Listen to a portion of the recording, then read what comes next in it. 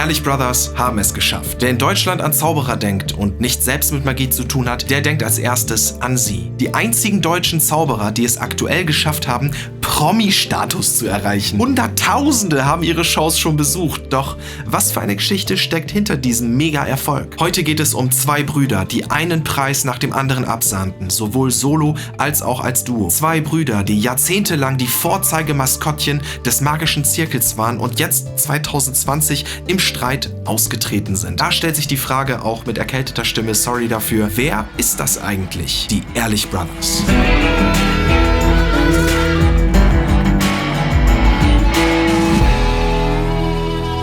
(13 Fakten über die Ehrlich Brothers). Fangen wir ganz von vorne an.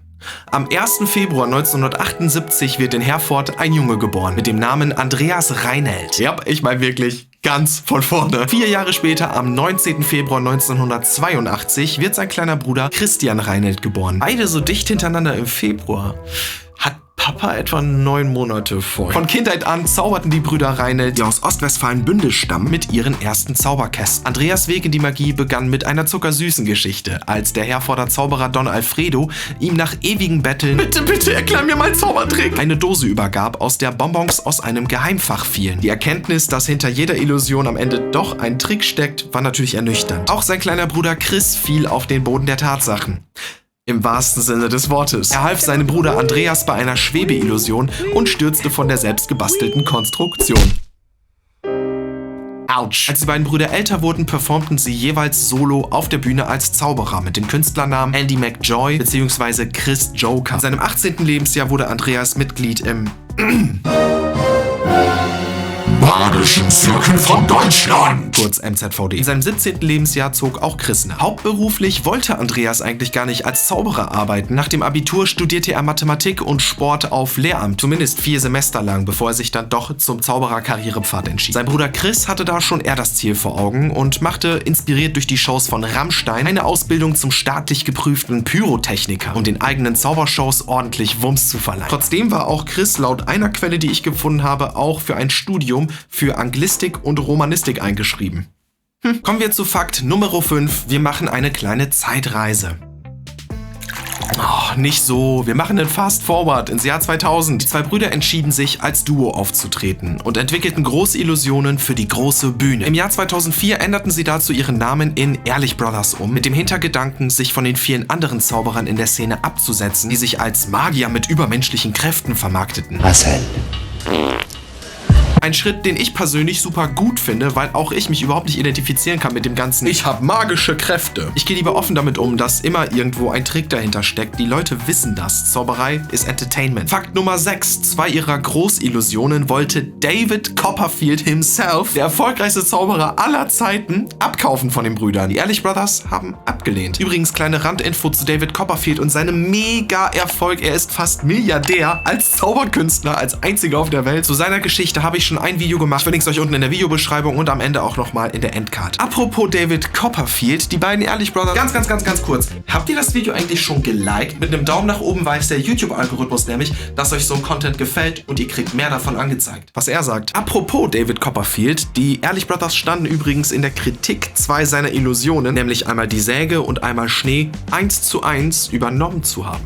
Mittlerweile leben die Ehrlich Brothers, wie gesagt, in Bünde und haben zahlreiche Preise erhalten. Hier einfach mal ein kleiner Auszug von ihrer riesen Preisliste. Andreas wurde unter anderem deutscher Jugendmeister 1993, das ist ein Jahr bevor ich überhaupt geboren wurde. Außerdem auch westdeutscher Vizemeister der Comedy-Zauberei 1998. Bei Chris sieht das Ganze noch krasser aus. Chris wurde nämlich ostdeutscher Meister der Mentalmagie 2001, norddeutscher Meister der Zauberei 2001, deutscher Vizemeister der Zauberei 2002 und außerdem belegte Chris 2003 bei der FISM-Weltmeisterschaft in Den Haag den 2. Platz in der Sparte Parlor Magic, also Salonmagie. Das ist genau die Sparte, in der mein Kumpel Mark Weide 2018 in Korea den 1. Platz belegt. Außerdem belegte Chris auf dieser FISM in Den Haag den 3. Platz in der Sparte Mentalmagie. Er ist also doppelt angetreten. Mordsrespekt, Alter. Beide Ehrlich Brothers wurden 2004, 2013 und 2016 zu Magiern des Jahres vom MZVD gekürt, also vom Magischen Zirkel. Generell wirkten die beiden beiden so wie das Aushängeschild des magischen Zirkels. Wenn du beispielsweise auf die Homepage gegangen bist,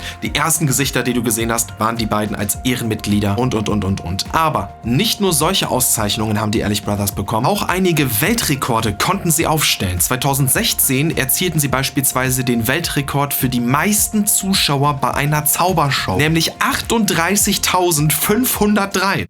So viele Aufrufe hat dieses Video wahrscheinlich nicht mal. 2019 überboten sie diesen Weltrekord sogar noch einmal, da sie ihn kurz zuvor an einen italienischen Kollegen verloren hatten und erreichten 40.211 Zuschauer. Außerdem erhielten sie den Weltrekord für den Zaubertrick mit den meisten beteiligten Zuschauern. 2019 mit 36.190 Beteiligten, die bei dem Zaubertrick mitgemacht haben. Was zum? Auch den Rekord für den längsten Fanbrief der Welt erreichten sie mit einer Länge von über 23 Kilometern. WTF. Das ist ein ordentliches Prachtstück. That's what she said. Okay, also eine Mega-Erfolgsgeschichte. Preise über Preise, Promi-Status.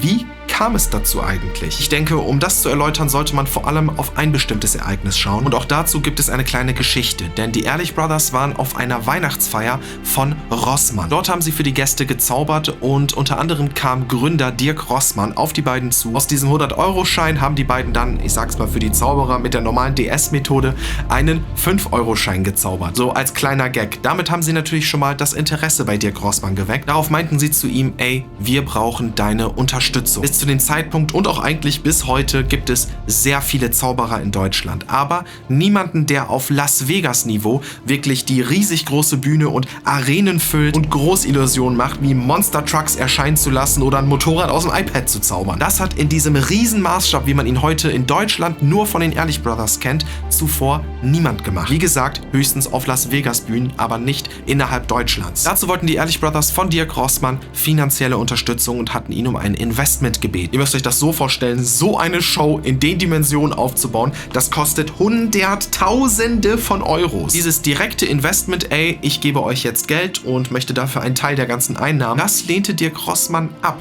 Stattdessen schlug er einen anderen Deal vor. Nehmt euch Kredite, finanziert das Ganze selbst. Ich unterstütze euch, was das Marketing angeht, mit meinem Netzwerk, mit meinen Kontakten etc. Gesagt, getan, die Ehrlich Brothers nahmen riesige Kredite auf, gingen also ein mega großes Risiko ein, bauten sich aber ihre Show selbst auf. Um aber in alle Munde zu kommen und große mediale Aufmerksamkeit zu bekommen, nutzen sie folgende Taktik. Dirk Rossmann kaufte mega viele Sitze in den großen Shows einfach schon ab und verteilte diese Sitze an die Rossmann-Mitarbeiter. Dadurch war garantiert, dass die großen Shows mit super großem Publikum auch wirklich voll besetzt sind, was sich halt einfach besser verkauft. Es entstand eine langfristige Zusammenarbeit. Rossmann wurde sozusagen zum Hauptsponsor der Ehrlich Brothers und für diese Kooperation erhielten sie übrigens ebenfalls einen Preis. Fakt 11, das Duo ließ auch einige Zauberkästen produzieren. Einen davon habe ich auf meinem Kanal ja auch schon reviewed. Auch das Video verlinke ich euch unten in der Videobeschreibung. Die Tage kommt noch eine neue Review. Ich möchte mir nämlich den Mentalmagie-Zauberkasten von den Ehrlich Brothers anschauen. Das Video kommt dann demnächst, also lasst schon mal ein Abo auf meinem Kanal da und aktiviert doch gerne die Glocke, dann verpasst ihr es auf gar keinen Fall. In meiner Review habe ich den Zauberkasten aber ganz schön kritisiert und damit bin ich tatsächlich auch nicht der Einzige, der eher negativ gegenüber der Qualität dieser Zauberkästen, vor allem auch gegenüber den Inhalten eingestellt ist. Wenn ihr online mal nachguckt, findet ihr einige negative Reviews von anderen Zauberkollegen.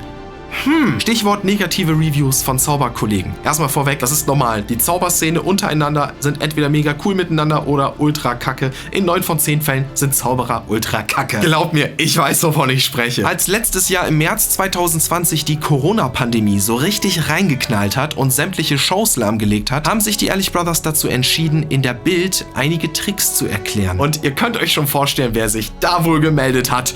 Der magische Zirkel von Deutschland. Ja, Tricks zu erklären widerspricht nämlich der Satzung des magischen Zirkels, die Trickverrat jeglicher Art voll und ganz verbietet. Bedingungslos. Trickverrat ist laut der Satzung des magischen Zirkels vollständig verboten. Außer man nimmt Geld dafür. Weil dann ist es plötzlich okay. Aber okay, anderes Thema. Dazu habe ich ja schon 1000 Talks auf meinem Kanal gemacht. Jetzt mal Real Talk. Ich sag's immer wieder gerne. Lieber magischer Zirkel von Deutschland, meint ihr nicht, es ist mal Zeit, eure steinalte, eingestaubte Satzung einfach mal zu überdenken und die einfach mal abzudaten oder zumindest ins 21. Jahrhundert zu bringen? Geschweige denn ins Jahr 2021. Aber naja. Innerhalb des Zirkels ist ein riesen Shitstorm über die beiden ausgebrochen, mit der Konsequenz, dass die Ehrlich Brothers aus dem MVD ausgetreten sind, nachdem sie als Ehrengäste und Magier des Jahres die Vorzeige-Musterschüler des Zirkels waren. Ob so eine Aktion den Zirkel wohl zum Nachdenken angeregt hat? Ihr könnt's euch denken, als ob da jemals irgendwas passiert. Und Fakt Nummer 13, damit kommen wir zum Ende des Videos. Abschließend ist außerdem noch anzuerkennen, dass die Ehrlich Brothers auch einige Fernsehshows teilweise sogar selbst launchen konnten, wie beispielsweise die Magic School auf Togo, den Showdown der weltbesten Magier auf RTL und mittlerweile sitzen die beiden auch in der Jury des Supertalents auf RTL. Man kann von den beiden halten, was man will. Ihr Leben ist eine riesige Erfolgsgeschichte. Harte Arbeit und hohe Risiken eingehen zahlt sich am Ende des Tages einfach immer aus. Stichwort Erfolgsgeschichte, wie David Copperfield zum erfolgreichsten Zauberer der Menschheitsgeschichte werden konnte, was ihn berühmt gemacht hat, wie sein Werdegang war und was es da vielleicht auch für ein oder andere Skandale gab. Es gab da nämlich den ein oder anderen Gerichtsfall, das erfahrt ihr in diesem Video. Schaut es euch in Ruhe an und ich bin hier jetzt raus.